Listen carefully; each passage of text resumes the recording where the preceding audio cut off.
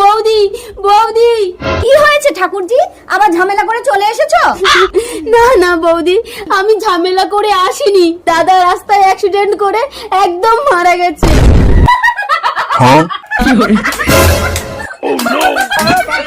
বৌদি তুমি কি পাগল হয়ে গেলে?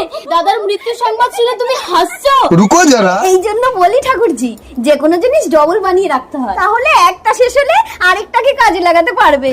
বৌদি তুমি যে দুটো স্বামী ধরেছো, দাদা সেটা জানতো? তোমার দাদা যদি জানতো তাহলে ও মরার আগে আমাকেই মেরে ফেলতো। স্বামী তুমি মরনি? এই তোমার চালাকি ধরার জন্য আমাকে অ্যাক্সিডেন্টের নাটক করতে হলো। তুমি বোনের বরের সঙ্গে লাইন করে তার সংসারটা নষ্ট করছো। চুপ কর বোন, কোথায় লুকিয়েছো? ডাকো ওকে। এই খচ্চর! এই খচ্চর, তোকে দে এক থাপ্পড়। এই বাড়ি চলো। No, no, no.